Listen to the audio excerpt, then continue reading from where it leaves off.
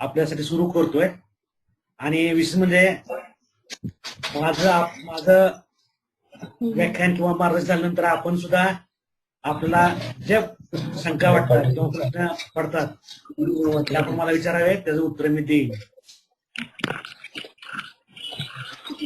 6वीच्या कर्मी पुस्तकामध्ये निर्णय नावाची माझी विज्ञान कथा आलेली आहे. विज्ञान कथेची व्याख्या तुम्हा सर्वांना माहीत असेल तरी पण मी सांगतोय. या कथेमध्ये विज्ञान आणि साहित्य यांचा सुरेख संगम झालेला असतो. त्या कथेला विज्ञान कथा असं म्हणतात. दुसरी व्याख्या अशी आहे विज्ञान कथेची, विज्ञान तंत्रज्ञानाच्या प्रगतीमुळे मानवी जीवनावर जे परिणाम होत आहेत ते परिणाम दाखवणारी कथा म्हणजे विज्ञान कथा असं म्हणली जातं. तर विज्ञान कथेचे 2 प्रकार आहेत. हार्ड कोर सायन्स फिक्शन असं म्हटलं जातं, दुसरं म्हणजे सॉफ्ट कोर सायन्स फिक्शन म्हणलं जातं. तर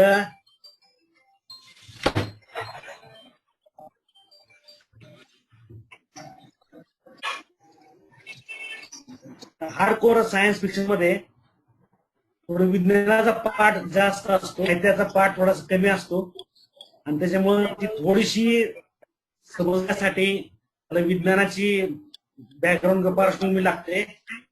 सॉफ्टकोर जे असते, सॉफ्टकोर सायन्स फिक्शन, त्याच्यामध्ये खास करून सर्वसामान्य वाचकांना, ज्यांचा विज्ञान संबंध नाही अशा वाचकांना सुद्धा विज्ञान कथा समजावी या दृष्टिकोनातून त्याची मांडणी केलेली असते.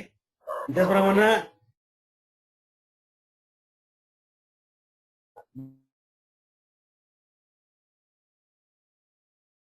Science, hard core science fiction आणि सॉफ्ट कोर सायन्स फिक्शन, मी दोन्ही प्रकारच्या कथा लिहितोय. निर्णय ही जी कथा आहे, निर्णय कथा ही सॉफ्ट कोर सायन्स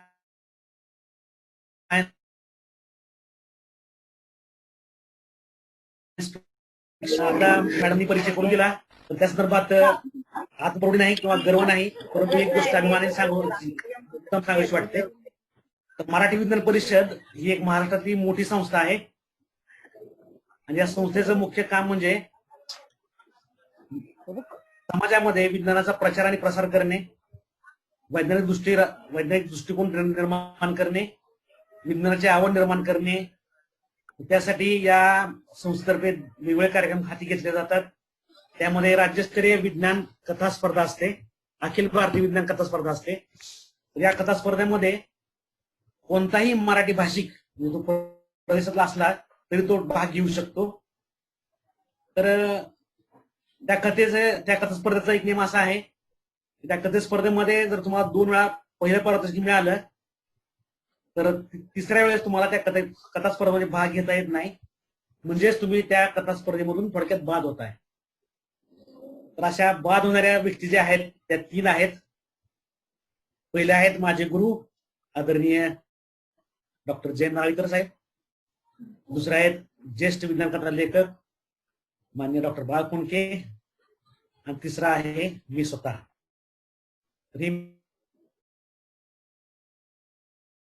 मला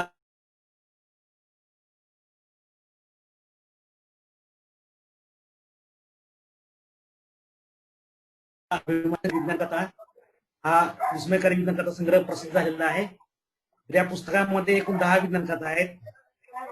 10 विज्ञान कथापैकी 6 विज्ञान कथांना राज्यस्तरीय प्रथम पुरस्कार मिळालेले आहेत. तसेच या पुस्तकाला एकूण 5 पुरस्कार मिळालेले आहेत राज्यस्तरीय. आणि विशेष म्हणजे या पुस्तकाची प्रस्तावना माझे गुरु व प्रसिद्ध शास्त्रज्ञ ज्यांनी भारताचा पहिला परम कॉम्प्युटर निर्माण केला, परम नावाचा कॉम्प्युटर निर्माण केला, ते माझे गुरु आदरणीय डॉक्टर विजय भटकर यांनी या पुस्तकाची प्रस्तावना लिहिली आहे. या पुस्तकातील 2 कथा, ऑपरेशन सुपर पॉवर आणि बॅटमॅन, या कथेवर पुणे आकाशवाणीचे नाटक सादर केलेलं आहे. त्या पुस्तकाच्या एका वर्षात 2 आवृत्त्या निघालेल्या आहेत.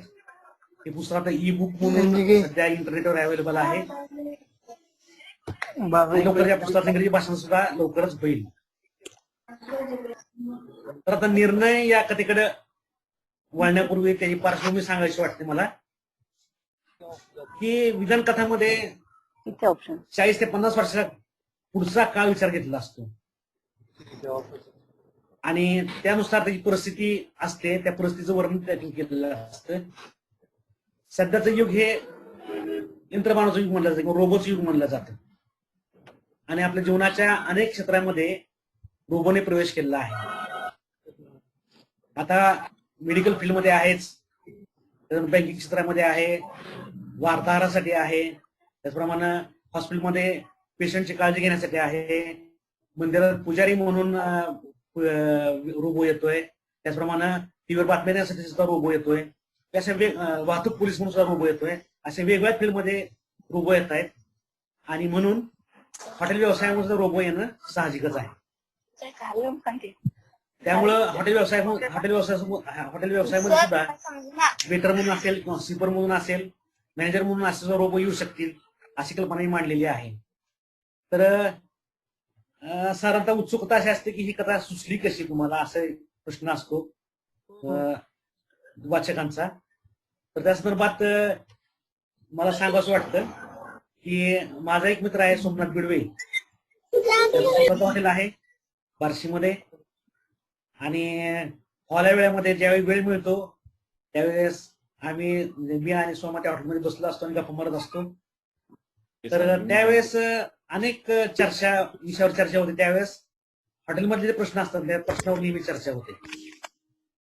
तर सोमनाथ बिडवे जो आहे, मी त्याला सोमा असं म्हणतो, सोमा नेहमी दोन गोष्टीमुळे नेहमी टेन्शन मध्ये असतो. तो म्हणजे पहिला म्हणजे वेटर, दुसरा म्हणजे आचारी.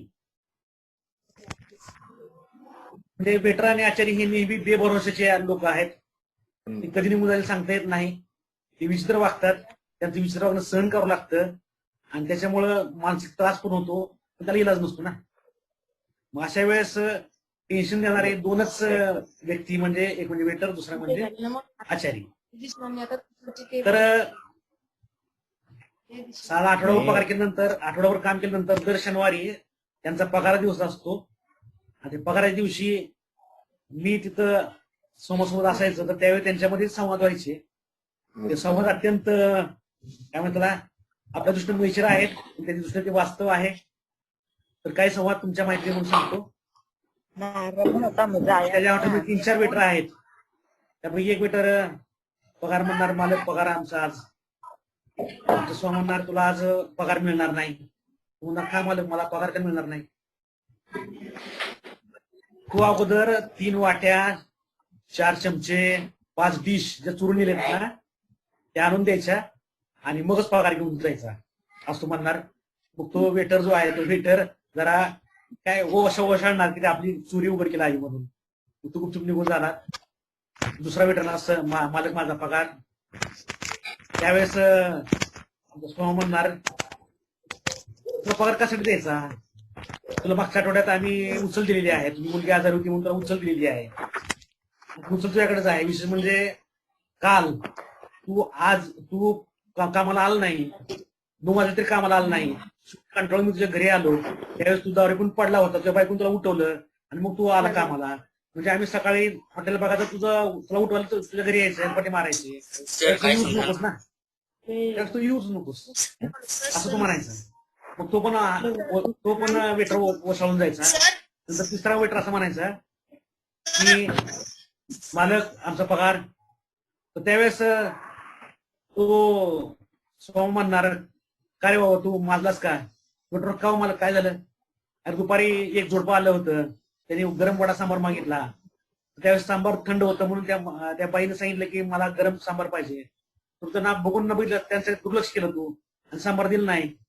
का रे बाबा असं दुर्लक्ष का करतो?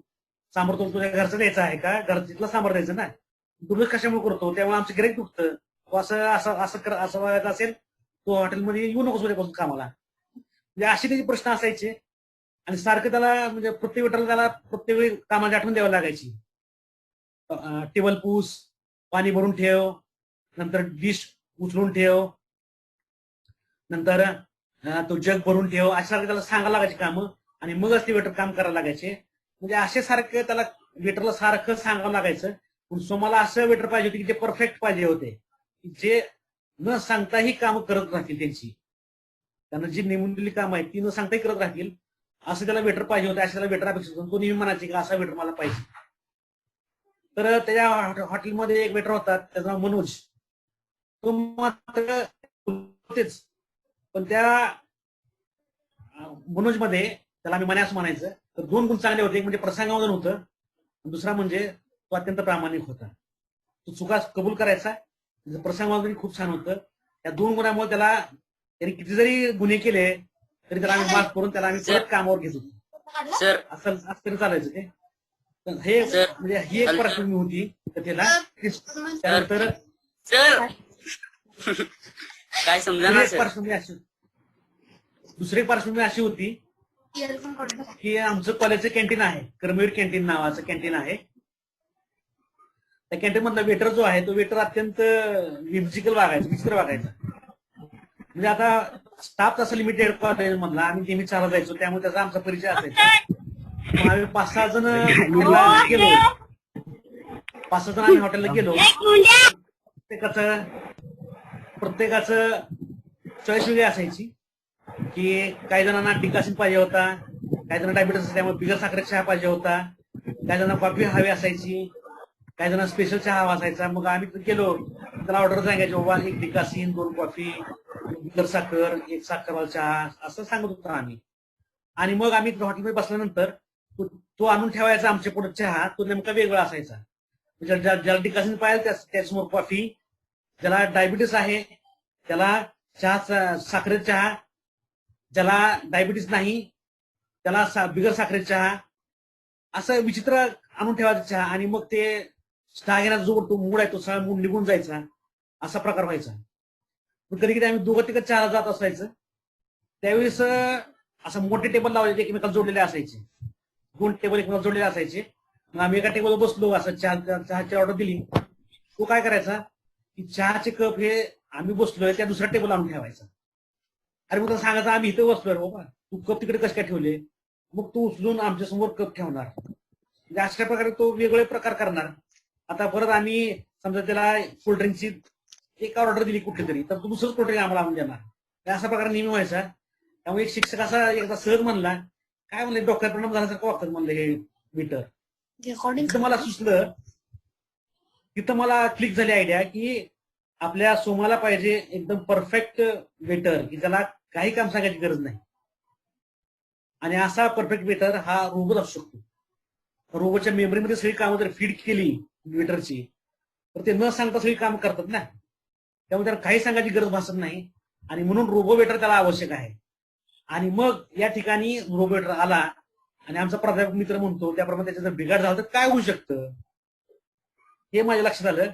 आणि ही आयडिया क्लिक झाल्यानंतर मला कथा सुचली आणि मी ती कथा लिहिली आहे, निर्णय. तर विस्मयकारी विज्ञान कथा या विज्ञान संग्रहामध्ये ती आहे. ही कथा तशी खूप मोठी आहे, परंतु 10वीच्या विद्यार्थ्याच्या आकलन क्षमता लक्षात घेऊन त्याला शब्द मर्यादेत त्याला थोडस बसवलेली आहे कथा ती.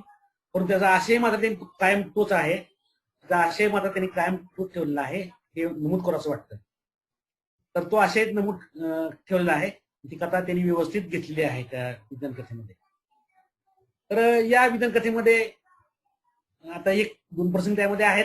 ते प्रसंग निश्चितच तुम्हाला तुमच्या ओठावर हसू आणतील, कारण ते चित्र डोळ्यातून आणायला पाहिजे. कारण शामू वेटर हा बिघडल्यानंतर कसं ताटं उचलून घेऊन जातो, आता गिराईक टेबलला बसला आहे आणि त्याच्या समोर ताटं उचलून घेऊन जातोय तो आणि परत आणून ठेवतोय. ती चित्र डोळ्यासमोर आणा तुम्ही, तुम्हाला निश्चित तुमच्या ओठावर हसू येईल. तर चित्र डोळ्यासमोर आल्यानंतर प्रत्यक्षात मला जाणवतं ते. त्याचप्रमाणे ती स्त्रीचा प्रसंग आहे, ती विशुद्ध पडते, ही सुद्धा प्रसंग तुम्ही डोळ्यासमोर आणा, तुम्हाला त्यातली परिणामकारकता जाणवेल.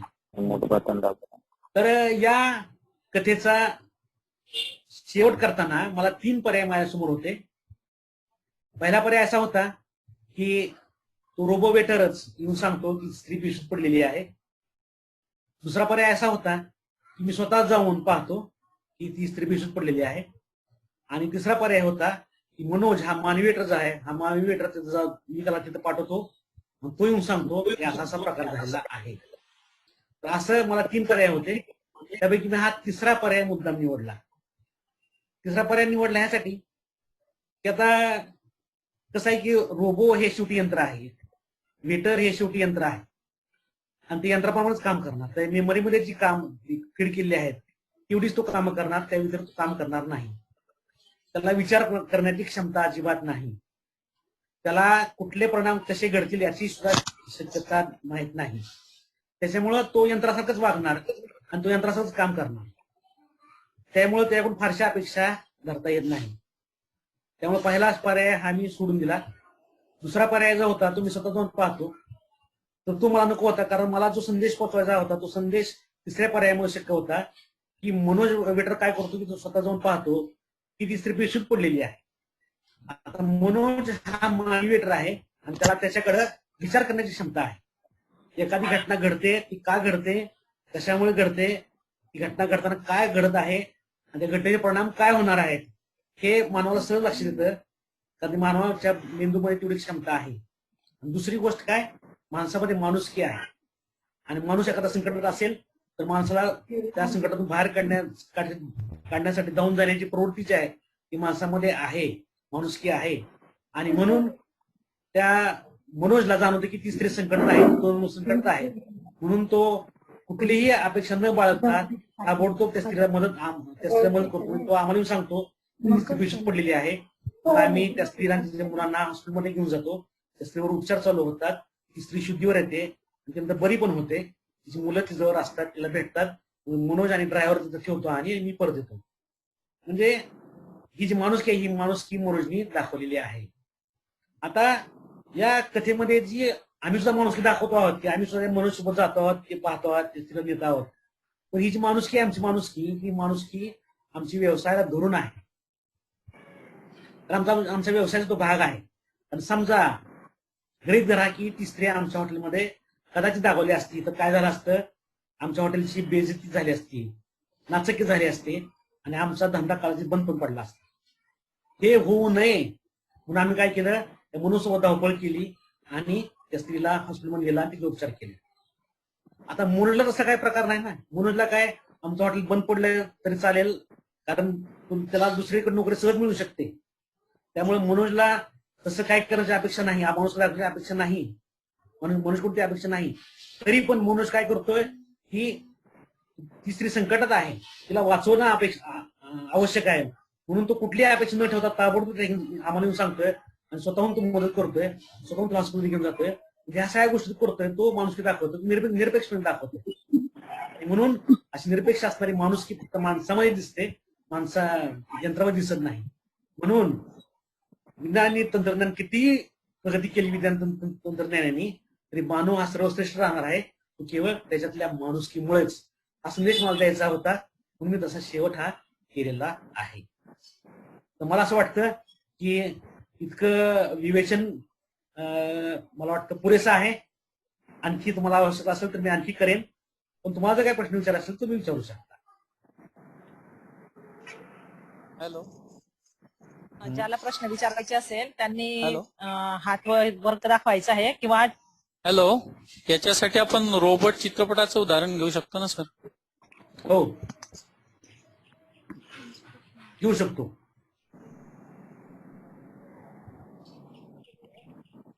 हॅलो.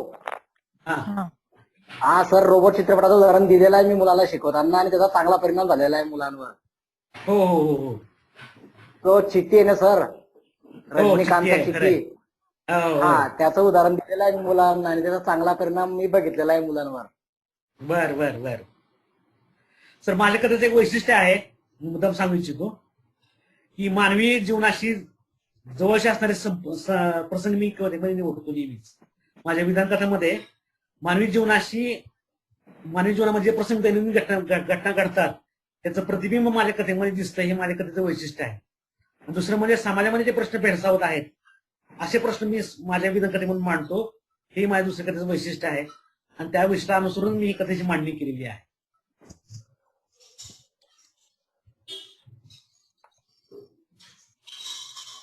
तर आपला आवाज येत नाही. आपला आवाज येत नाही सर. विद्यार्थी पण आहेत, विद्यार्थ्यांनी विचारावे प्रश्न. विद्यार्थी सुद्धा आहेत सर. हॅलो. हा, आवाज सर. विद्यार्थी आहेत कृपया विद्यार्थ्यांनी आपला आवाज चालू करायचा आहे आणि प्रश्न विचारायचे आहे. हॅलो. हॅलो. हॅलो. हा. हॅलो. हा, विचारा, प्रश्न विचारा. सर, येणाऱ्या काळात मनुष्याचे शिक्षण त्याची प्रत्युत्तर देण्याची क्षमता, त्याची अनैतिक होण्याची शिक्षक जसं शिकवतात ना त्या पद्धतीने तसा परिणाम तुमच्यावर होणार नाही.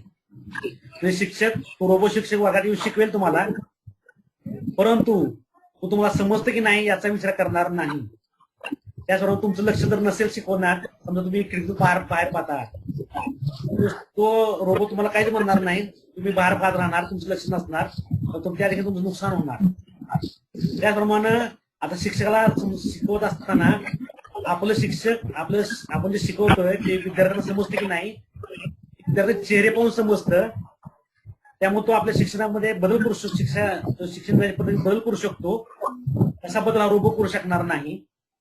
त्याच्यामुळे कदाचित तुम्हाला तो भाग समजणार नाही. आणि या उपर आणखी म्हणजे समजा काही तुम्ही एखादी चांगली कल्पना मांडली तर शिक्षक जर शाबासकी देतील, असा रोबो शाबासकी तुम्हाला देईल की नाही हे पण सांगता येत नाही.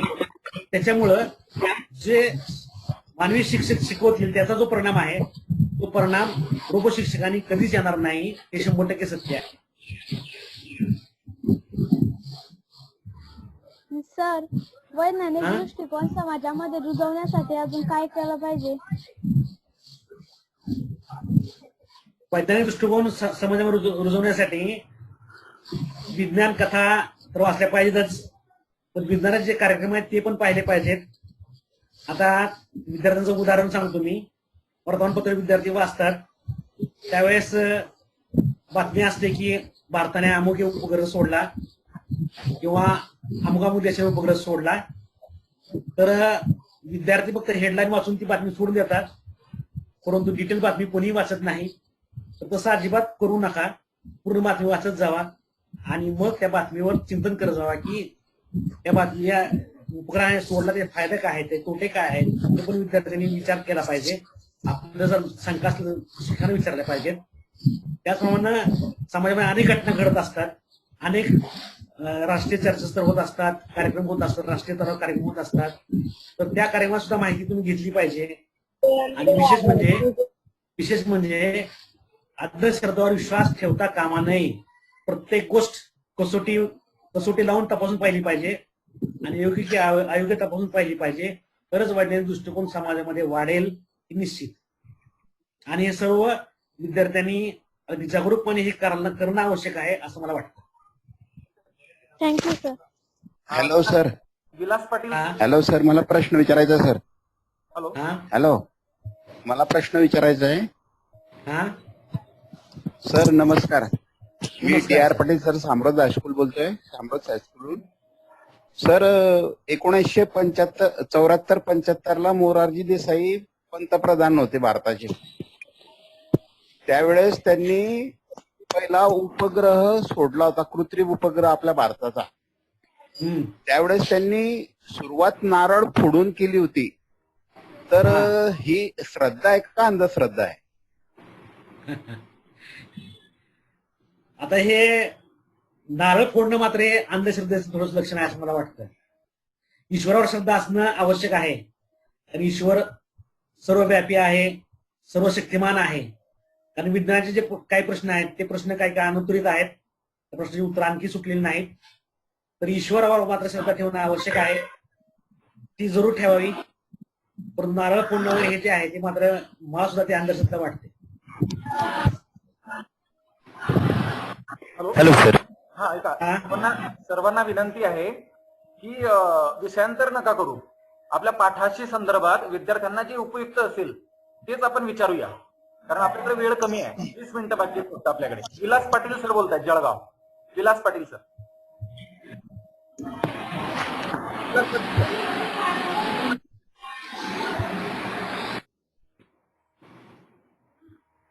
विलास पाटील सर. व्हिडिओ बंद करायला सांगा सर आधी. 2 मिनिटं थांब. विलास पाटील सर.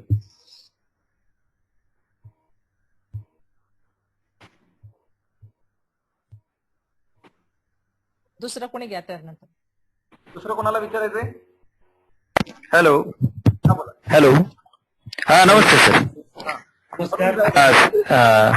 हा सर आत्ताचा जो कोरोना कालावधी जो चालू आहे बरोबर की नाही, ऑनलाईन लेक्चर आपले चालू आहे. परंतु जरी ऑनलाईन असलं तरी आत्ताच्या काळामध्ये वर्गात जाऊन शिकवणं आपण जे म्हणतोय हे कुठंतरी आपण म्हणतो आधुनिक काळ सायन्स बरोबर आहे. पण हे जरी असलं तरी विद्यार्थी आणि शिक्षक यांच्यामध्ये भावनिकता आणि एक म्हणतो ना आपण एक स्नेह संबंध हे प्रत्यक्षात निर्माण होऊ शकतं. हे पण आपण या पाठाच्या आधारे उदाहरण देऊ शकतो. हो बरोबर आहे. बोला सर याच्यावर. तुमचं उदाहरण तुमचं म्हणणं बरोबर आहे सर. हा बरोबर आहे सर. ओके सर हेच म्हणत होतो. Okay sir. Patil sir, Jagdish Patil sir, हा बोला सर. घेवा. उस्मानाबादून गेवारे सर बोलतोय. नमस्कार सर. नमस्कार सर. नमस्कार सर. सध्याचा एकंदरीत जर कालखंड पाहिला कोरोनाचा, तर या कोरोनाच्या कालखंडामध्ये माणूस माणसाच्या जवळ जायला तयार नाही सर. हो. आणि या अनुषंगानं आपण रोबोटच्या संदर्भात इतकं सुंदर विवेचन केलेलं आहे. रोबोटचं मानवीकरण केलेलं आहे. रोबोट काम करत आहेत असं दाखवलेलं आहे. तर सध्या दवाखान्यामध्ये रोबोटची अत्यंत आवश्यकता आहे. हो आता आपल्याला आता आपण सेवानिवृत्त झालेले आहात. या अनुषंगानं आपल्या अंतःकरणामध्ये डोक्यामध्ये असं काही कथाबीज आहे का? आणि आपल्या पाठाशी संदर्भातच हा प्रश्न येतो. कारण रोबोटचं मानवीकरण केल्यानंतर आज इतकी आवश्यकता आहे सर. कारण डॉक्टर सुद्धा जवळ गेले. आपण पाहतो आहोत नर्स, डॉक्टर, पोलीस हे जे समाजसेवक आहेत, या समाजसेवकांना कोरोना झालेला आहे. हे कोरोनाग्रस्त झालेले आहेत. त्यामुळे काही डॉक्टरांनी आपले दवाखाने बंद केल्याच्या घटना आपण ऐकतो आहोत. अशा पार्श्वभूमीवर आपणाला या रोबोटचा काय उपयोग करून घेता येईल? आता कोरोनासारख्या संसर्गजन्य रोगामध्ये रोबो खूप उपयोगी पडणार आहे. कारण संसर्गजन्य रोग असल्यामुळे तो एकापासून दुसऱ्याला जातोय आणि त्यामुळे अनेक मानवी बळी जात आहेत. तर ते टाळण्यासाठी म्हणून मानवी डॉक्टरच्या ऐवजी जर रोबो डॉक्टर त्या ठिकाणी आले तर मात्र जे बळी जात आहेत त्यांचं प्रमाण फारच कमी किंवा ते होणारच नाही. पहिली गोष्ट. आणि दुसरी गोष्ट म्हणजे अत्यंत काळजी घेऊन न थकता अथकपणे काम करण्याची क्षमता जी आहे ती क्षमता रोबोमध्ये आहे, निश्चितच आहे. त्यामुळे रोबो 24 तास अगदी न थकता रोग्याची काळजी घेतील, त्यांना औषध पाणी करतील, त्यांची योग्य ते सेवा शुश्रूषा करतील हे निश्चित. त्यामुळं या पार्श्वभूमीवर रोबो डॉक्टर असणं किंवा नर्स असणं किंवा वॉर्डबॉय असणं सुद्धा खूप महत्वाचं आहे. ते सध्या उपयोगी पण आहे आणि कदाचित भविष्य काळात आज सुद्धा होण्याची शक्यता आहे. आपल्या माहिती सांगतो घेवारे सर. जपानमध्ये आयसीयू मध्ये रोग्याची काळजी घेण्यासाठी रोबो तयार केलेले आहेत. त्यांना ॲसिमो रोबो असे म्हणतात. तर ते खास करून आयसीयू मध्ये जे पेशंट आहेत ते पेशंटची काळजी ते रात्रंदिवस घेतात. तर अशाच प्रकारचे रोबो भविष्यामध्ये आपल्याला दिसतील हे निश्चित. या संदर्भात आपण काही कथाबीज आपल्या मनात आहे का? अशी कथा लिहिली आहे सर मी. आता सिनियर सिटीजन आहे. सिनियर सिटीजन म्हणजे जी लोक वृद्ध लोक अगदी निराधारावस्थेत जगत आहेत त्यांच्यासाठी म्हणजे आता काही जण अशी परिस्थिती असते मुलगा आणि मुलगी परदेशात नोकरीला असतात किंवा भारतात लांब ठिकाणी नोकरीला असतात. त्यांना त्यांच्या कामामुळं आई वडिलांचं राहणं शक्य नसतं. आई वडील एकटे राहत असतात. आई वडील एकटी राहतात किंवा वडील एकटे राहतात किंवा आई वडील दोघं राहत असतात. त्यांना प्रकृतीचे खूप प्रॉब्लेम असतात. आरोग्याचे अशा वेळेस त्यांना काळजी घेणार माणूस आणि विश्वासू माणूस पाहिजे असतं. तर असा विश्वासू माणूस आणि काळजी घेणारा माणूस जर असं मिळणं थोडंसं अशक्य आहे. कारण जवळची म्हणणारी जी लोक आहेत ती लोक गैरफायदा घेतात. लोकांना वृद्ध लोकांना दमदाटी करून त्याच्या सहाय्य घेतात, धमकावतात, प्रसंगी खून करतात आणि त्यांची संपत्ती घेऊन पळून जातात. तर अशा प्रकार खूप दिसतात. तर असं होऊ नये म्हणून रोबो जर तयार केला अशांची काळजी घेणार तर काय होऊ शकतं. ही माझी प्रतिबिंब नावाची कथा आहे. तर प्रतिबिंब कथामध्ये मी असा रोबो तयार केला आहे, तो 24 तास त्या आई वडिलांची वृद्ध आई वडिलांची काळजी घेतो. तर विशेष म्हणजे कथेचा नायक जो आहे तो कथेचा नायक आपल्या स्वतःसारखाच रोबो तयार करतो. नमस्कार सर. तो नायक, तो रोबो आणि तो नायक याच्यामध्ये काही फरक नाही. त्याकडे जाऊन आई वडिलांची सेवा करतो. परंतु त्या कथेमध्ये शेवटी अशी प्रसंग येतो की खरा मुलगा आहे तो यंत्रमानवासारखा वागतो आणि यंत्रमानव जो आहे, जो मुलगा यंत्रमानव म्हणून आलेला आहे तो मात्र माणसासारखा वागतो. म्हणजे मानव यंत्रमानव होतो आणि यंत्रमानव हा माणूस म्हणून वागतो. असा कथेचा शेवट बी केलेला आहे. तर ती कथा आपल्याला जरूर तुम्ही वाचावी असं मला वाटतं. सध्याचं वास्तव सर असंच दिसून येत आहे की आज माणूस यंत्राप्रमाणे वागतो आहे, तर रोबोट माणूस की सांभाळतो आहे. या अशाही काही कथा आहेतच. आदरणीय संतोष पाटील त्यावर पीएचडी करतच आहेत. अशाची कथा इयत्ता 10वीला पूर्वीच्या अभ्यासक्रमामध्ये होती. फारच सुंदर सर, धन्यवाद. मुक्ता पाठक मॅडम. हॅलो. नमस्कार सर. हा नमस्कार सर. नमस्कार सर, मुक्ता पाठक बोलते, नाशिक मधून बोलते मी. हा सर, अतिशय सुंदर विवेचन आपण केलं आपल्या पाठाचं. विज्ञान आणि संवेदनशीलता या दोघांचा सुरेख संगम आपल्या पाठातून मुलांतर्फे आम्हाला पोहोचवता येतो. मला आज विशेष एक सांगायचंय की आपल्या बोलण्यातून एक नवीन असं कळलं की विज्ञान तर हवंच आहे आपल्याला, पण विज्ञानाबरोबर श्रद्धा पण हवी आहे. कारण नुसतं विज्ञान माणसाला जगायला उपयोगाचं नाहीये आणि नुसती श्रद्धा पण नको. आपल्या पाठातून एक लक्षात आलं की या दोघांचा अतिशय सुरेख संगम, म्हणजे आपण मधला मार्ग म्हणतो की नाही, तसा मधला मार्ग मुलांना जगण्यासाठी मिळतो आहे. आणि दुसरं या पाठातून सगळ्यात महत्वाचं घेण्यासारखं सर मला असं वाटतं की मुलांना आपण असं म्हणू शकतो, कारण आपली पिढी जी आहे ती अतिशय कष्टातून आपण पुढे आलो. आजकालच्या मुलांना शारीरिक कष्ट नको आहे, पण या पाठातून मुलांना हे खूप छान शिकायला मिळतंय की तुम्ही खूप कष्ट करा आणि संवेदनशीलता पण जपा. हे खूप छान मुलांना सांगायला मिळालं आणि आजचं आपलं विवेचन अतिशय सुंदर वाटलं. खूप खूप धन्यवाद पाटील सर, आपलेही धन्यवाद. खूप चांगला योग तुम्ही आमच्यासाठी जुळवून आणला. सत्ते सर पुणे. हा नमस्कार सर. नमस्कार. हा नमस्कार सर. हा, कथेची उत्पत्ती समजली. खर तर जसं काळ्या केसमध्ये नाशिक फडकेंना विचार केव्हा सुचतात असा प्रश्न विचारला, तर खऱ्या अर्थाने ह्या विज्ञान कथा वेगवेगळ्या तुम्हाला वेगवेगळ्या ठिकाणी सुचल्या असतील. हा, मला एक विचारायचंय की तुम्ही या कथेला जे शीर्षक दिलेलं आहे निर्णय, हा, तर हे शीर्षक आणि त्याच्या शीर्षकाची समर्पकता जर सांगितली तर बरं होईल आणि सगळ्यांना त्याचा उपयोग पण होईल. नेमका निर्णय हे शीर्षक का दिलं? निर्णय म्हणजे आपल्याला दोन पायऱ्यापैकी एक पायऱ्या निवडायचा असतो, एक हो किंवा नाही. हो किंवा नाही या दोन पायऱ्यापैकी एक पर्याय निवडायचा असतो. अशा वेळी निर्णय सुद्धा वापरला जातो. आता नायकासमोर अशी परिस्थिती आहे की वेटर म्हणून हॉटेलमध्ये यंत्रमानव खरेदी करायचे का मानवी वेटर ठेवायचे हा त्यांच्यासमोर प्रश्न आहे. त्यांना यंत्रमानव आणि मानव ह्या दोन्हीपैकी एकाचीच निवड करायची आहे. त्यांच्यासमोर दोनच पर्याय आहेत, म्हणून त्या ठिकाणी त्यांना सुद्धा एकच पर्याय निवडायचा आहे.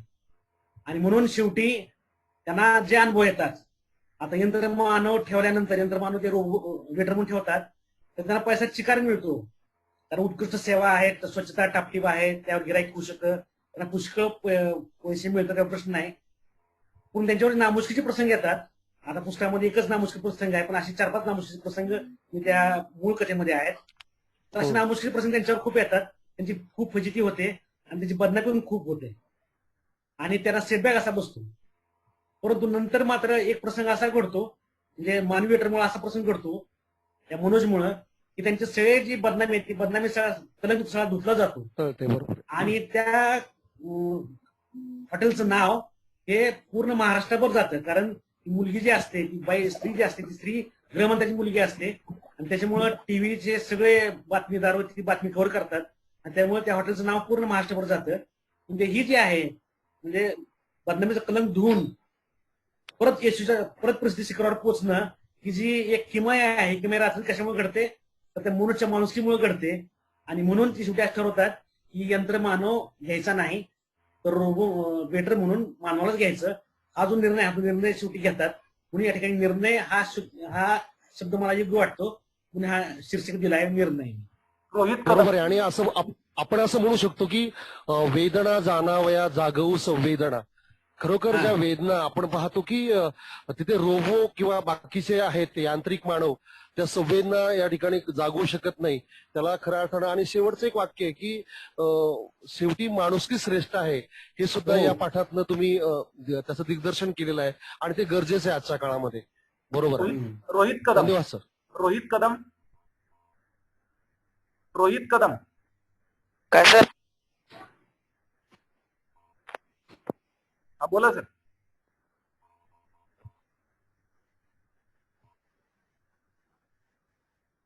अनिकेत खंडागळे.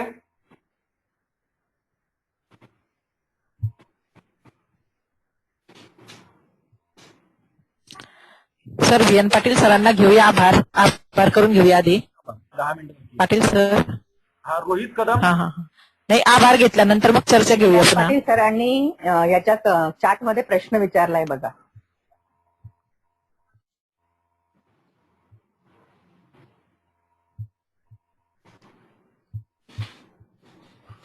रोहित कदम. Hello sir. काय सर? हा बोला. ते मुलांनी विनाकारण हात दाखवले. जगदीश पाटील सर, मुलं आहेत ते मुलं विनाकारण हात दाखवतात. तुम्हाला विचारत असतील विचारा रे बाळानो, विचारा. तुमच्या समोर डॉक्टर सुनील विभूते आहेत, आपल्या पाठाचे लेखक, आणि तुम्हाला जर त्यांच्याशी बोलायचं असेल तर बोला. बोला बाळानो, बोला. सर एक प्रश्न आलेला आहे. वेटर मनोजला वाळवंटातील ओयासिस का म्हणतो, असं विलास पाटील सर जळगाव यांनी विचारलंय. तर आपण माहिती वाळवंटामध्ये आपण जेव्हा फिरत असतो त्यावेळी चौबाजूची वाळू दिसते, वाळवंट दिसतं. क्वचितच असं हिरवळ दिसते, अशी एखादं झाड दिसतं, पाणथळची जागा दिसते, पाणवटा दिसतो, असं आपल्याला असं फार क्वचित दिसतं. आता हॉटेल व्यवसायामध्ये वेटर हे जे आहे, म्हणजे आता तुम्ही प्रत्यक्ष जर मालकाशी जर कधी बोलला तर तुम्हाला जाणवेल की वेटर हा नेहमी डोकेदुखीचा प्रश्न आहे त्या मालकाच्या दृष्टीनं. त्याचा प्रत्येक गोष्ट सांगावं लागते. टेबल पुस, डिश उचल, ग्लास स्वच्छ करून ठेव, जग भरून ठेव पाण्याचे, सर्व्हिस नीट दे, गिरायकाशी नीट बोल, अशा अनेक त्याला सांगावं लागतात. हे तर गोष्ट वेगळीच. पण त्याशिवाय हॉटेलमधल्या चोऱ्या करणं हा प्रकार दिसतो. त्याप्रमाणे ऍडव्हान्स घेऊन किंवा आगाऊ रक्कम घेऊन गायब होणं हा प्रकार दिसतो. मध्येच मोबाईलवर बोलून बाहेर जाऊन निघून जाणं आणि नंतर गायब होणं असे प्रकार दिसतात. आणि त्याच्यामुळं नेहमी डोकेदुखी असणारे प्रश्न म्हणजे वेटर. म्हणजे थोडक्यात हॉटेल दृष्टिकोनातून वाळवंटात चालण्यासारखाच हा प्रकार आहे. आणि अशा वेळेस एखादा वेटर जर खूप चांगला वागत असेल तर सांगायची गरज नाही, दुसरी कामं स्वतःहून करतोय, तर प्रामाणिक आहे, प्रसंगानुसार तो मालकाला मदत करतोय, असं जर असेल तर त्या वेटर बद्दल मालकाला साहजिकच सहानुभूती वाटणार आहे, आपलेपणा वाटणार आहे. आणि म्हणून तो वेटर हा मालकाला त्या वाळवंटातल्या पानवाट्याप्रमाणे वाटणार आहे, वाळवंटातल्या हिरवळीप्रमाणे वाटणार आहे. तर वाळवंटामध्ये फिरत असताना जे कडक ऊन आहे त्यामुळे माणूस कासावीस होतो, ताण्याने जीव व्याकुळ होतो. अशा वेळेस हिरवळ जर मिळाली, पानवाट्या जर मिळाला, सावलीत बसून जर पाणी पिलो आपण, जो एक काय म्हणतो सुखाचा क्षण किंवा काय म्हणतो त्याला एक रिलीफ म्हणतो आपण, तसा रिलीफ जो मिळतो तसा रिलीफ त्या वेटरमुळे माणसाला मिळतो. म्हणून त्या ठिकाणी मनोजला वाळवंटातली हिरवळ असं म्हणलेलं आहे. Jadhav sir VR Jadhav sir. हो हो हो हो. आवाज येतोय का सर माझा? हो येतोय बोला. हा सर. विभूते सर नमस्कार. नमस्कार. मी विनोद जाधव, पंकज विद्यालय चोपडा, उपशिक्षक म्हणून आपल्याला या ठिकाणी तुमचं सगळ्यात आधी मी या ठिकाणी अभिनंदन करेल सर की खूप छान असं मार्गदर्शन तुम्ही आम्हाला केलं. एक साहित्यिक म्हणून शिक्षकांना आपण काय संदेश देणार सर, असं मी तुम्हाला या ठिकाणी सांगेल की साहित्यिक म्हणून शिक्षकांना खूप मोठी जबाबदारी आज ह्या नवीन पिढीला त्या ठिकाणी घडवण्याची. तर त्या दृष्टिकोनातून आपण आम्हाला काय या ठिकाणी संदेश देत आहेत किंवा काय मार्गदर्शन करत आहेत त्या थोडक्यात त्या ठिकाणी सांगा सर. म्हणजे आम्हाला मुलांना त्या ठिकाणी त्यांच्या भावी जीवनात घडवत असताना त्या गोष्टी अप्लाय करता येतील. सर मी एक विज्ञानाचा प्राध्यापक आहे, परंतु असे नेहमी प्रश्न मला विचारतात की तुम्ही या साहित्याकडे कसं काय वळलात, असं नेहमी प्रश्न विचारला जातो. तर या प्रश्नाचं उत्तर मला म्हणजे मी साहित्यिक का झालो या प्रश्नाचं उत्तर मला मी अभिमानाने देऊ इच्छितो ते असं की मला माध्यमिक शाळेमध्ये 5वी ते 12वी पर्यंत मला 12वीला विज्ञान शाखा असताना सुद्धा मला मराठी विषय होता.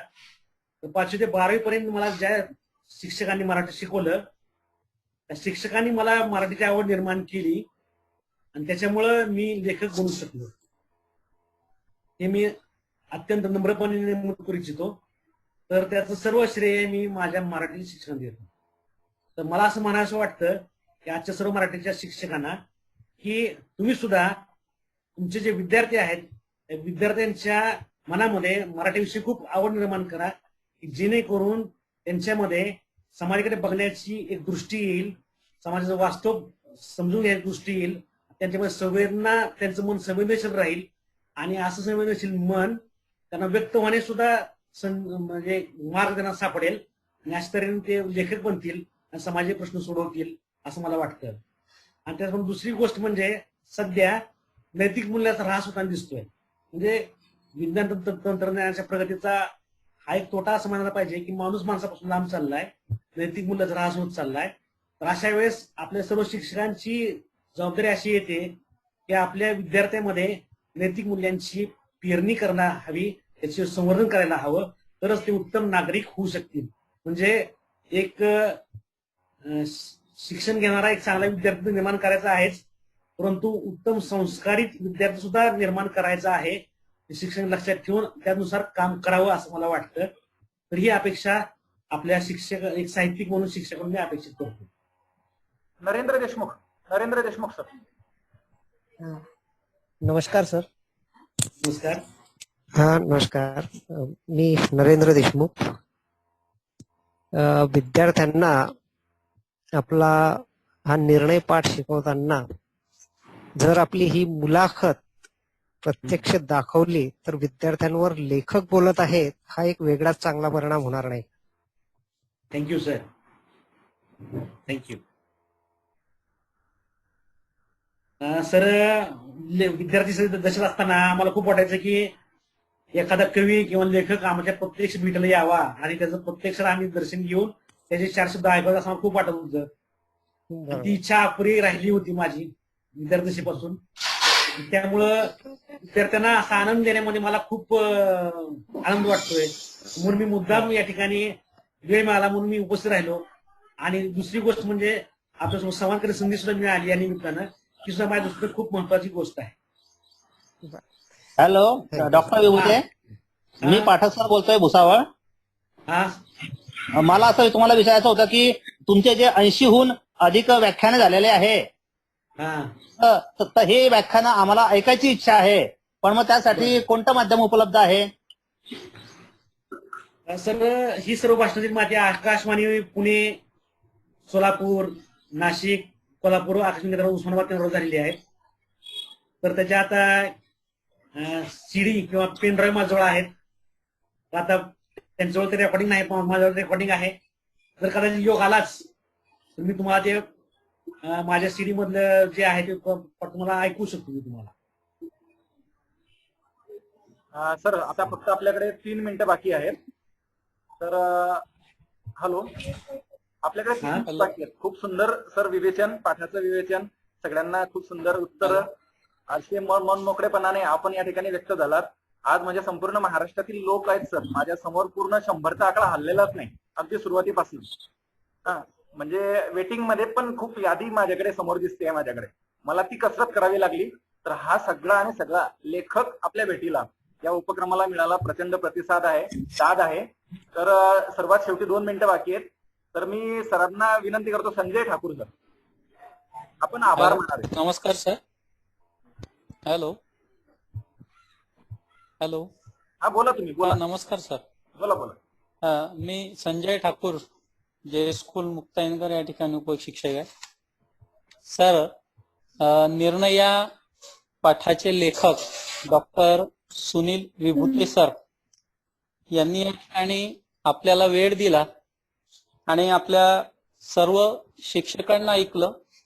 त्याचबरोबर पाठाच्या माध्यमातून विज्ञान आणि तंत्रज्ञान याची सांगड घालून विद्यार्थ्याचं भौतिक आयुष्य म्हणा किंवा विद्यार्थ्याच्या समोर येणाऱ्या अडीअडचणी, विद्यार्थ्याच्या सगळ्या गोष्टी या पाठाच्या माध्यमातून आपल्या समोर मांडल्या.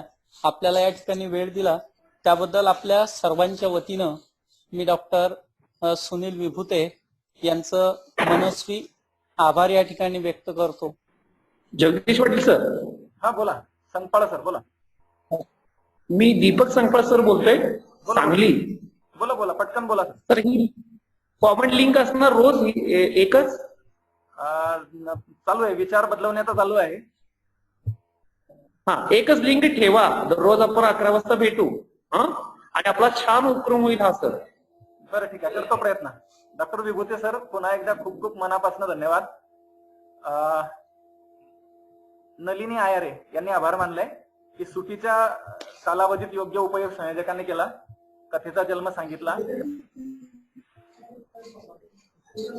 अजून शेवटी कोणाला बोलायचंय? सर एक मिनिट. बोला बोला संजय. हॅलो. हा बोला ना. सर मला याच्यातून कसं विचारावं वाटतं सरांना, विज्ञान तंत्रज्ञानातून निर्मित ज्या गोष्टी आहे त्या यूज अँड थ्रो असं आपण म्हणू शकतो का? कारण वेटर जो आहे तो सर्व्हिस देतो आहे, वेटरच्या संदर्भात सर्व्हिस देते कंपनी आणि नंतर पुन्हा पैसे वाढवले जात आहे, पुन्हा याच्यापेक्षा अत्याधुनिक वेटर म्हणजे रोबोट तुम्हाला पुरवला जाईल असं सांगितलं जात आहे. मग याचा अर्थ असा होतो का की विज्ञानातून निर्मित ज्या गोष्टी त्या यूज अँड थ्रो आहे? तर यूज अँड थ्रो ही जी म्हणजे काय सहज येणारी संकल्पना आहे विज्ञानामध्ये. कारण कसं आहे आता की समजा आता रोबो आज जर आणला, वेटर म्हणून आणला, तर त्यामध्ये संशोधन होत राहतं, प्रत्येक गोष्टी संशोधन होत राहतं आणि त्यामुळे सुधारणा होत राहतात. आणि सुधारणा होत राहिल्यामुळे काय होतं की परत सुधारित रोबो त्या ठिकाणी येतो, 5 वर्षांनी पुढचा सुधारित रोबो त्या ठिकाणी येतो आणि अशा तऱ्हेने पूर्वीचा रोबो हा कालबाह्य होत जातो. म्हणजे आता आपण जर मोबाईलचं उदाहरण पाहिलं तर दर 3 वर्षांनी नवीन मोबाईल येतोय. याचा अर्थ म्हणजे कशामुळे येतोय तर त्यामध्ये अनेक फंक्शन्स त्यामध्ये येत आहेत, अनेक लोकोपयोगी फंक्शन त्यामध्ये आल्यामुळे काय होतं की लोकांना जास्त उपयोगी पडतात पूर्वीपेक्षा. त्यामुळे पूर्वीचा मोबाईल हा थोडासा उपयोगी ठरत नाही आणि तो आपोआपच कालबाह्य ठरत जातो. नेमका तोच प्रकार यंत्राच्या बाबतीत सुद्धा आहे. रोबो शेवटी यंत्रच आहे, त्यामुळे यंत्राच्या बाबतीत तेच घडणार आहे. त्यामुळं ही प्रक्रिया साहजिक आहे असं मला वाटतं.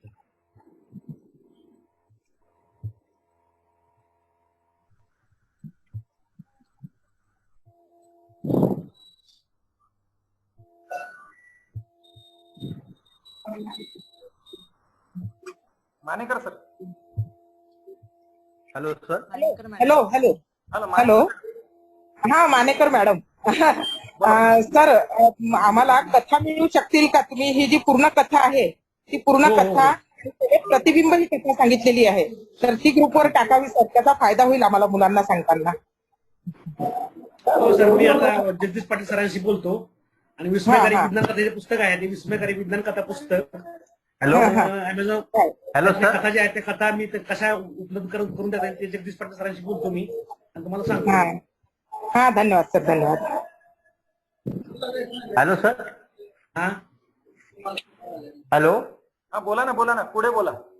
हा, जे पाटील सर बोलतोय सर, जय स्कूल मुक्ताईनगर उपशिक्षक. बोला, प्रश्न विचारा. हा, जे पाटील सर. सर जुन्या 10वीच्या मराठीच्या पुस्तकामध्ये. हॅलो. हा बोला ना. ऐकतोय सर. Hello hello. बोला ना. हा, जुन्या पुस्तकामध्ये 10वीच्या मराठीच्या नेमके निवडून घ्या ज्ञान हा एक पाठ होता सर. त्याच्यामध्ये विद्यार्थी या आंतरजालाच्या महाजालामध्ये काय नेमकं घ्यायचं याच्या बाबतीमधला तो सुंदर होता. एवढं मोठं विद्यार्थी आंदोलन जातो की त्याला नेमकं काय घ्यायचं कळत नाही. त्याला आपण त्याला काय सल्ला द्याल? हॅलो. हा, इंटरनेटवर कसं आहे की सगळ्या प्रकारची माहिती अवेलेबल आहे. विद्यार्थ्यांना उपयोगी पण माहिती आहे, विद्यार्थ्यांना उपयोगी नसणारी पण माहिती आहे. अर्थात आता यात कुठला पर्याय निवडायचा हा विद्यार्थ्यांचा प्रश्न आहे. तर विद्यार्थ्यांना कदाचित वयोमानुसार त्यांची मॅच्युरिटी लक्षात येत नाही, त्यामुळे त्यांना कुठला पार्ट उपयोगी आहे कुठला पार्ट उपयोगी नाही हे कदाचित लक्षात येणार नाही. तर अशा वेळेस आपल्या सगळ्या पालकांनी किंवा शिक्षकांनी त्यांना मार्गदर्शन करणं महत्वाचं आहे. आणि त्यामुळं आपण जर मार्गदर्शन केलं तरच ते त्यांना उपयोगी असणाऱ्या गोष्टी घेऊ शकतील, अन्यथा कदाचित ते चुकीच्या मार्गाकडे वळू शकतील. पण थोडं आपणही जागरूक राहणं खूप महत्वाचं आहे.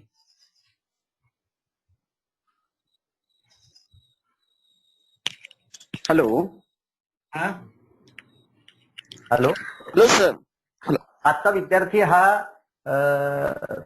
जुजबी प्रकारचं ज्ञान मिळवण्याच्या मागे लागलाय, तर त्याला प्रचंड मेहनत, कसोटी, कसरत हे अतिशय निर्विवादपणे वाचनातून मिळणार नाही असं वाटते का आपल्याला? मिळेल म्हणून वाचन. सर आपला आवाज स्पष्ट आला नाही मला. हरीश परबत बोला सर. आपला आवाज हा. Good morning. मी सरांचा स्टुडंट आहे, डॉक्टर हरिश्चंद्र परबत, विल्सन कॉलेज मुंबई. मी सरांच्या लेक्चरला जॉईन झालो कारण सरांनी जे टीचरला, शिक्षकांना गाईड करतायत, मी क्वेश्चन विचारण्यासाठी नाही आलेलो, सरांचं अभिनंदन करण्यासाठी आलो. कारण आमचे टीचर असे शिकवतात, त्यामुळे आम्हालाही असं वाटतं की आमच्या टीचर सारखं आम्हाला व्हावं. तर सरांचं मी अभिनंदन करतो की तुम्ही प्रत्येक प्रोग्राम मध्ये टीचरला, स्टुडंटला, लहान मुलांना, विलेज मधल्या ह्यांना मोटिवेट करतात. त्यामुळे मी सरांचं अभिनंदन करतो. Thank you Harish. Thank you sir.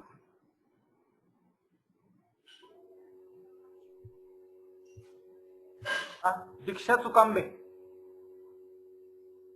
Diksha Chukambe.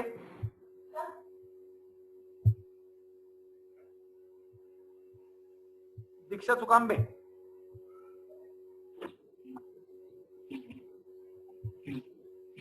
Vaidya sir.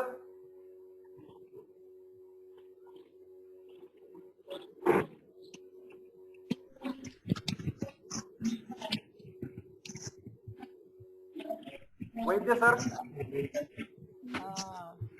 Sir मला एक प्रश्न विचारायचा आहे. हा विचारा. हॅलो. हा बोला. हा सर, म्हटलं सरांना एक प्रश्न विचारायचा आहे की जे वैज्ञानिक घटकांवर जे लिखाण करतात किंवा जे विज्ञान विषयाचे प्रगाढे असे प्राध्यापक आहे, शिक्षक आहे, हेच म्हणजे अंधश्रद्धेला सुद्धा मानणारे आहे, तर याच्याबद्दल आपण काय सांगाल सर? तर हे माझ्या दृष्टीने दुर्दैवी घटना आहे की जे विज्ञानाचे शिक्षक आहेत ते सुद्धा अंधश्रद्धा मानतात. हे तुमचं ऑब्झर्वेशन काही प्रमाणात खरं आहे, परंतु आता हळूहळू हे थोडं कमी होत चाललंय, हे सुद्धा मला नमूद करावं असं वाटतं. आता आपलं पुष्कळ मत आहे की त्यांनी अंधश्रद्धा बाळगू नये, परंतु फक्त आपण त्यांना जास्तीत जास्त सांगू शकतो की तुम्ही अंधश्रद्धा बाळगू नका. आपण दुसरं काही करू शकत नाही, कारण ते पण खूप आपल्या दृष्टीने शिकलेले आहेत, मॅच्युअर आहेत. त्यामुळे अशा लोकांना आपण तरी काय सांगू शकतो की फक्त त्यांना एवढं सांगू शकतो अंधश्रद्धा बाळगू नका, एवढं आपण सांगू शकतो. जास्त वैयक्तिक प्रश्न आहे, तर त्याने स्वतः घेणं आवश्यक आहे. आणि एवढंच की विद्यार्थी शिक्षकांनी अंधश्रद्धा बाळगू नये, अंधश्रद्धा बाळगू नये प्रामाणिक वाटतं. धन्यवाद सर. हॅलो. डॉक्टर युगोदे साहेब, हल्ली तुमचं वास्तव्य कुठे आहे? बार्शीमध्ये आहे, सोलापूर जिल्हा. हॅलो. कोणता जिल्हा? सोलापूर जिल्हा. सोलापूर जिल्हा. हॅलो. हॅलो. हा बोला. जे पाटील सर. अभिनंदन सर, खूप चांगला उपक्रम.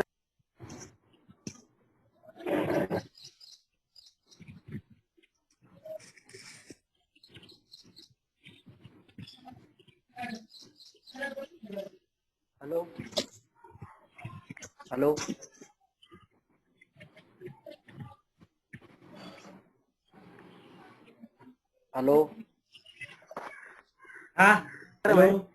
पुढच्या. हॅलो.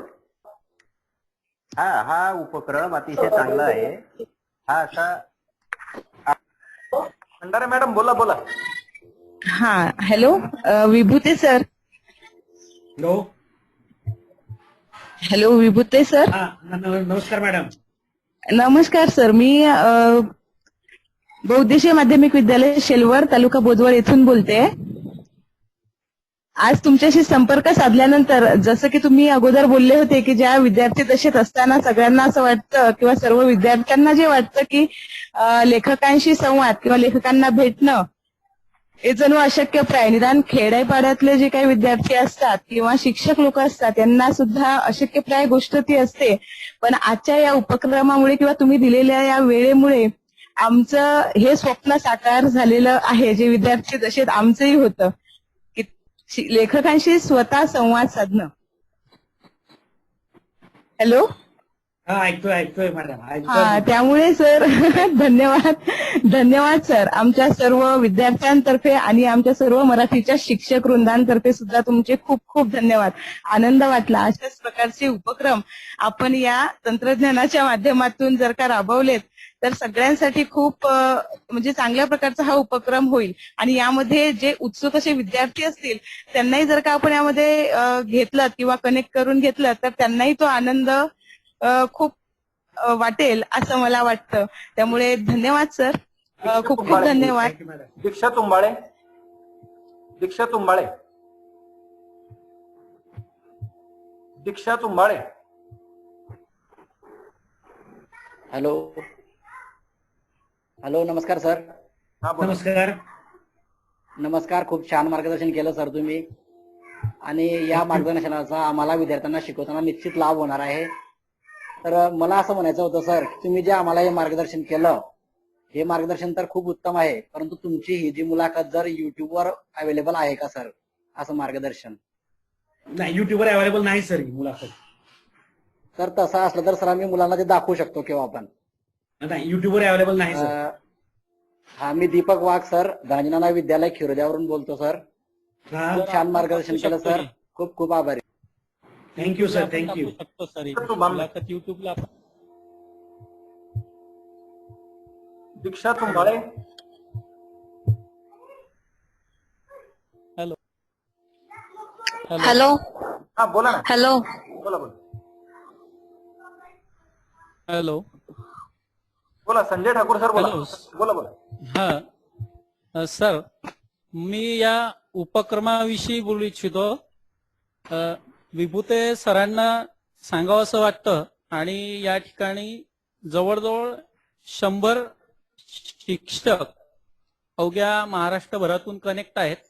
मी सर्वांना या उपक्रमाविषयी त्या उपक्रमाच्या माध्यमातून सांगू इच्छितो की या ठिकाणी या उपक्रमाचं आयोजन करणारे किंवा मूळ संकल्पना मांडणारे आमचे सहकारी मित्र डॉक्टर जगदीश पाटील हे सुद्धा मराठी पाठ्यपुस्तक मंडळावरती 8वी ते 10वीचा जो अभ्यासक्रम आहे या अभ्यासक्रमाच्या पाठ्यपुस्तक मंडळावरती ते सुद्धा कार्यरत आहेत. आणि म्हणून त्यांनी सुद्धा या उपक्रमाच्या संदर्भामध्ये एक थोडक्यात आपल्या सर्वांसमोर आपलं थोडक्यात मनोगत मांडावं असं मला वाटतं उपक्रमाच्या संदर्भात. सर्व शिक्षकांना लेखक आणि कवी जे लिहित त्या लिहिण्यामागची भूमिका काय असते ती थेट लेखकाच्या भेटीला गेल्यानंतर ती कळते. हाच उद्देश. आणि शिक्षक हा तर नेहमी कार्यरत असणारा आणि नेहमी प्रयत्नरत असणारा व्यक्ती असतो. हा पेशाच आपण स्वेच्छेने स्वीकारलेला असतो. त्यामुळे स्वेच्छेने स्वीकारलेल्या या पेशामध्ये अधिक आनंदाने, आता बघा कोणालाच आपण काही कोणत्याच प्रकारची सक्ती न करताना स्वेच्छेने 100 लोकांची यादी इथं हटत नाहीये. हे काय म्हणावं, इतका वेळ आपण देतोय यासाठी, मराठी भाषेसाठी, माय मराठीसाठी, आपल्या भाषेसाठी आणि आपल्या स्वतःच्या आनंदासाठी. तर ती खूप आनंदाची गोष्ट आहे आणि ते घडवून आणलं आपल्या सगळ्यांचं सहकार्य आहे. आणि आपण कंटिन्यू हा जवळजवळ 4 दिवस अजून पुढे चालवणार आहोत. अजून कोणाला विचारायचंय? धन्यवाद सर. हॅलो जगदीश सर, मी पाठक सर बोलतोय मी. जगदीश सर बोला ना. विभूते सरांशी बोला. हो डॉक्टर विभूते साहेब, मला तुमच्याशी असं म्हणायचं आहे की मी जेव्हा मराठी पाठ्यपुस्तकामधील धडे शिकवतो मुलांना तेव्हा मी मुलांना अवश्य सांगतो की जर तुम्हाला शक्य झालं तर तुम्ही त्या गावाला जे लेखक म्हणा, लेखिका म्हणा, कवी म्हणा, कवयित्री म्हणा यांना तुम्ही अवश्य भेटा, असं मी त्या आमच्या शाळेतल्या विद्यार्थ्यांना नेहमी संदेश देत असतो. हो सर, तुमचं म्हणणं बरोबर आहे, तुमचं म्हणणं योग्य आहे. कारण प्रेरणा जी मिळते ती अशाच प्रसंगातून मिळते. तुम्हाला सांगायला सर हरकत नाही, माझ्या जीवनातले प्रसंग आहे की मी SY BSc मध्ये असताना शिवाजी विद्यापीठाने एक निबंध स्पर्धा आयोजित केली होती. आईन्स्टाईन नावाचा थोर शास्त्रज्ञ होऊन गेला, त्यांनी विज्ञानामध्ये खूप मोठी कामगिरी केली. तर त्याच्या कामगिरीबद्दल एक आढावा घेण्याची निबंध स्पर्धा आयोजित केली होती शिवाजी विद्यापीठाने. त्या स्पर्धेत भाग घेतला होता मी आणि त्या स्पर्धेमध्ये मला पहिला क्रमांक मिळाला होता.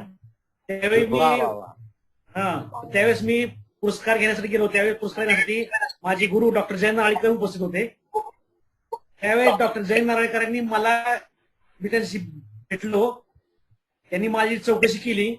त्यांनी मला सर्व डिटेल्स विचारले की तुम्ही कशी ही माहिती मिळवली, कुणाचं गायडन्स घेतलं, सगळी माहिती विचारली. नंतर सांगितलं की तुम्ही विज्ञान कथा चांगल्या लिहू शकाल, तुम्ही त्या दृष्टीने प्रयत्न करा आणि काय अडचण आहे तर मला विचारा, मी तुम्हाला गायडन्स करेन असं त्यांनी सांगितलं.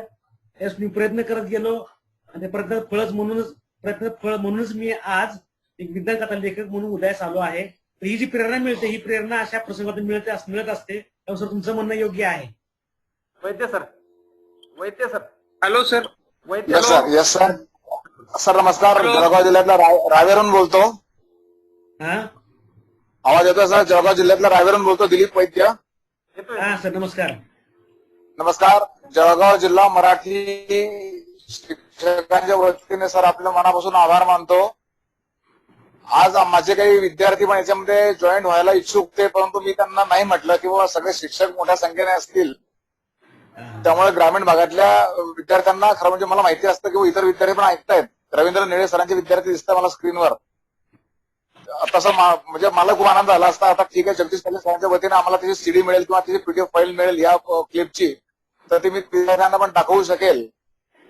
4-5 विद्यार्थी माझे इच्छुक होते. सर खूप चांगला उपक्रम आहे आणि एक थेट लेखकाशी बोलायला मिळतं, लेखकाशी ऐकायला मिळतं. हा विद्यार्थ्यांच्या जीवनामधला एक अतिशय प्रेरक प्रसंग असतो. सर कसे विद्यार्थी विसरत नाही या गोष्टी, जो धडा आपण शिकतो आहे त्या थेट लेखकाशी बोलायला, त्याला ऐकायला मिळतंय, ही खूप महत्वाची गोष्ट असते आणि ती आमचे मित्र डॉक्टर जगदीश पाटील सरांनी उपलब्ध करून दिली. सर आपण आपले आभार सर, मनापासून आभार आपले. Dilip Pawar sir. Hello Dilip Pawar sir. हा, मी सर्वोदय विद्यालय सांगलीवर बोलतोय सर. नमस्ते. नमस्कार सर. मी शिक्षक म्हणून विद्यार्थ्याला शिकवत असताना एखाद्याच्या लेखकाची माहिती गोळा करणं, माहिती घेणं, त्याचं युट्यूबवर बघणं किंवा याच्यातून नेटवरून माहिती घेऊन त्या विद्यार्थ्याला सांगणं आणि प्रत्यक्ष लेखक जेव्हा बोलतो तो अनुभव हा वेगळाच होतो आहे. तर खरंच तुम्हाला भेटून खरोखर आनंद वाटला. असेच आपला अनुभव आणि लेखकाचा अनुभव देणारे हे अतिशय उपक्रम, स्तुत्य उपक्रम आहे. असा मराठीमध्ये राबवला जावा अशी इच्छा. धन्यवाद. गोळे मॅडम, सुनीता गोळे मॅडम. नमस्कार. गोळे मॅडम. हो बोलते, सुनीता गोळे मॅडम, या मुंबईहून बोलते. पाटील सर, आधी तुमचं खूप खूप अभिनंदन की जसं मगाशी एक प्रतिक्रिया दिली, सरच म्हणाले की वाळवंटातील ओएसिस, या लॉकडाऊनच्या काळामध्ये तुम्ही हा उपक्रम सुरू करून अगदी या सगळ्या लेखकांना आमच्यापर्यंत पोहोचवलं आणि तो आमच्यासाठी एक ओएसिसच आहे असं आम्हाला म्हणावं लागेल की खरोखर ती हिरवळ आम्हाला दिसते आता घरी बसून. आज विभूती सरांना ऐकून अनेक पाठाचे जे कंगोरे आहेत ते उलगडले आणि खूप त्याची जी पार्श्वभूमी आहे ती आम्हाला समजली आणि त्यासाठी तुम्ही त्याचा एक दुवा बनलात आणि आमच्यापर्यंत ते पोहोचवलं. तुमचे खूप खूप आभार. आणि विभूते सर, तुमचं पण खूप साध्या सोप्या अशा भाषेमध्ये तुम्ही त्या पाठाचं प्रस्तावना, पार्श्वभूमी आम्हाला सांगितली आणि तुमचे पण जीवनातले प्रसंग सांगितले की विद्यार्थ्यांना सांगताना नक्कीच तो पाठ घेऊन जाताना आम्हाला खूप मार्गदर्शन होणार आहे. धन्यवाद खूप खूप पाटील सर तुमचे पण आणि विभूते सर तुमचे. धन्यवाद.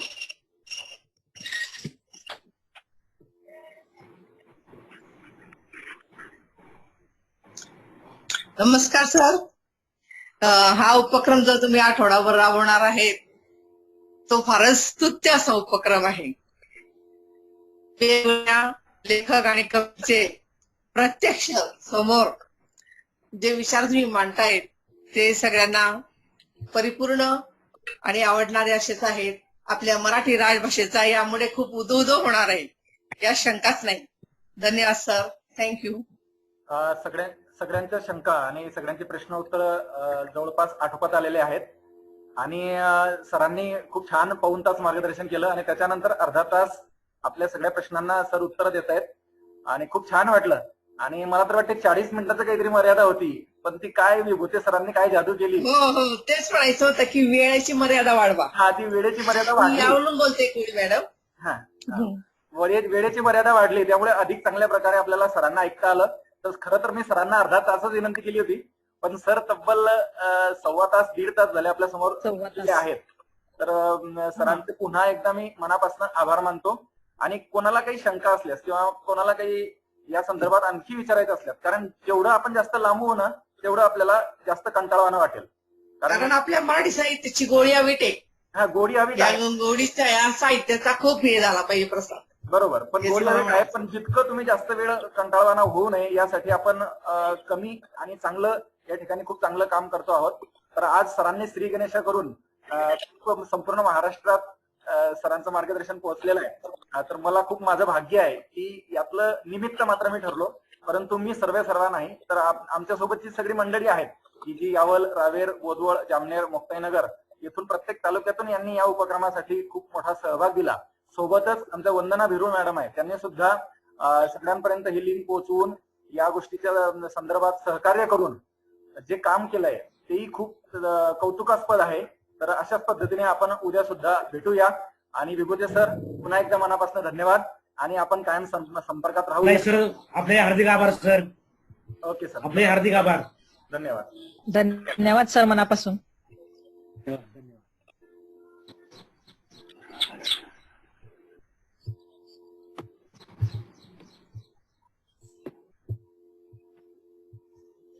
लिंक